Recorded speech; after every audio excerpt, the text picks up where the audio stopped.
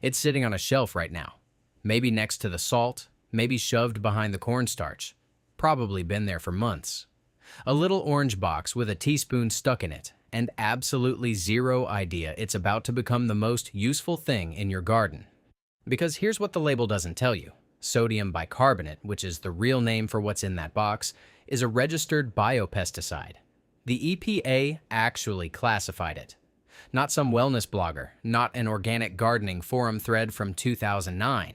The actual Environmental Protection Agency looked at what baking soda does to insects and fungal spores and said, yes, this is a pesticide. And yet you've been paying $12, $15, $20 a bottle for sprays that are doing the same job.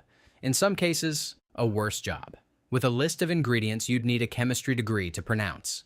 Today, we're making 1 liter of a spray that handles aphids, mealybugs, whiteflies, thrips, spider mites, caterpillars, powdery mildew, black spot, leaf rust, and soil fungus. Not some of those things, all of those things. With 2 or 3 ingredients and water. And the main ingredient, already in your kitchen. Let's start with what baking soda actually is because this matters more than you'd think. Sodium bicarbonate, nay HCO3. Not baking powder. Do not grab the baking powder, which is baking soda mixed with cream of tartar and cornstarch and will coat your plants in something sticky and useless. Definitely not washing soda, which is sodium carbonate and is genuinely caustic enough to damage plant tissue. Baking soda, orange box, the only one. Now here's the thing, what makes sodium bicarbonate work isn't anything mysterious, it's pH. When you dissolve it in water and spray it onto a leaf surface, you're raising the pH of that surface dramatically. Most fungal spores need a slightly acidic environment to germinate. They're evolved for it. Baking soda makes the leaf surface alkaline enough that the spores can't get started. They don't die dramatically, they just can't establish. And for soft-bodied insects like aphids and mealybugs, that same pH disruption makes the surface hostile to feeding. They can't grip, they can't pierce, and the ones already there start abandoning ship. You'll see them, cluster by cluster, just gone. 2 teaspoons per liter of water.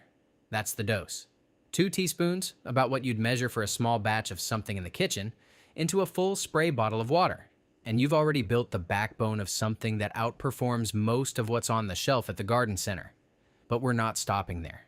The next ingredient is neem oil. And I know it sounds complicated. I know it has a smell that is somewhere between old peanut butter and wet wood. And I know the bottle always seems like too much. But neem oil is extraordinary, and here's why. It contains a compound called azadirachtin, which is one of the most effective natural insect disruptors ever documented. It doesn't just kill insects on contact, it gets into their system and disrupts their hormonal cycle. Juveniles that are exposed to it never reach sexual maturity. Eggs don't hatch properly. Larvae stop feeding.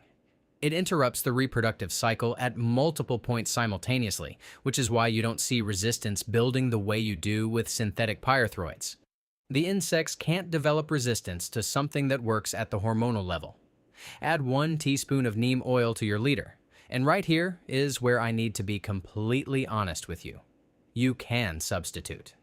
Vegetable oil works to some degree.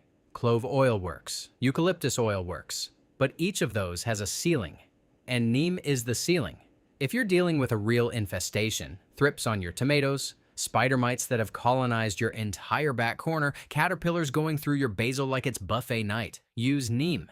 The substitutes are for light pressure, for prevention, for maintenance spraying. For a real problem, neem is the answer. Okay, so you've got the baking soda in, you've got the neem oil in, and right now, you've got a liter of water with a teaspoon of yellowish oil floating on top doing absolutely nothing useful. This is where the third ingredient earns its place. 10 drops of eco-friendly liquid soap. Not dish soap loaded with fragrance and degreasers, not Castile soap so concentrated it burns leaves. A gentle, eco-friendly liquid soap, 10 drops, into the bottle before you close it. Shake it.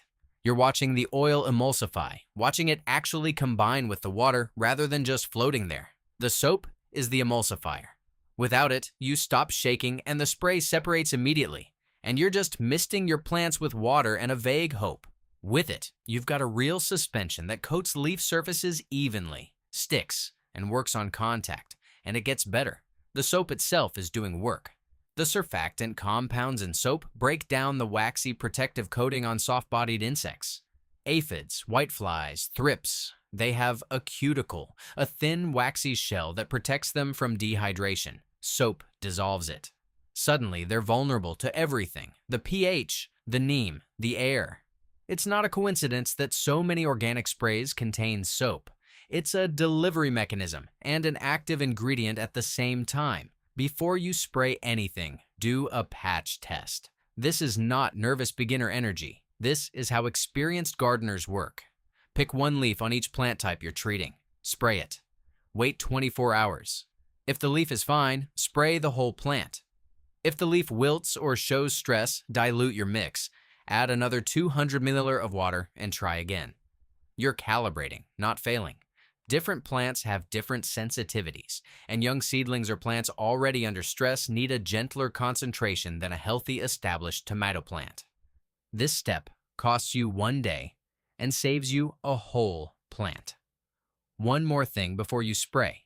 If you're using clove oil or eucalyptus as your oil base, spray in the early morning or late evening, not midday when beneficial insects are most active. Neem is relatively safe for bees and butterflies at these concentrations, but concentrated clove oil can harm them, and I cannot stress this enough. The goal is to protect the garden system, not just the individual plant. The ladybugs, the hoverflies, the ground beetles eating fungal spores in the soil. They're part of why your garden works. Keep the spray on the plants, keep it away from open blooms, and time it right. Now look, if you're still here and your garden isn't a crime scene anymore, subscribe. We go this deep every single week on exactly this kind of thing. Real ingredients, real mechanisms, real results. No vague tips, just what actually works and why. Let's talk about what this spray is doing to each pest, because the list is longer than most people expect. Aphids and mealybugs. Smothered by the oil, pH disruption makes the leaf surface hostile to feeding. Soap breaks their protective coating. Whitefly populations. Neem disrupts reproduction so dramatically that 2 or 3 applications can collapse an infestation. Spider mites. The oil suffocates eggs and the soap destroys adults on contact. Thrips. Same combination, plus the baking soda makes the new growth inhospitable. Caterpillars and worms. Azadirachtin makes the plant biologically unpalatable to them. They don't get a dramatic death scene. They just find somewhere else to eat and they don't come back. Powdery mildew, black spot, leaf rust, soil fungus. The baking soda raises surface pH to a level where fungal spores literally cannot germinate. Not difficult to kill. Impossible to establish. This scales perfectly, by the way. Double the recipe, triple it, fill a backpack sprayer, just mix fresh each time. Don't store the emulsion. Keep your ingredients separate, mix them per session, and the spray is always at full strength. Here's what I keep coming back to when I think about how much people spend on pesticides. The solution was already in the kitchen. Registered by the EPA, backed by real biology, cheaper than a cup of coffee per liter, and sitting in that cabinet right now doing nothing. That little orange box was waiting the whole time.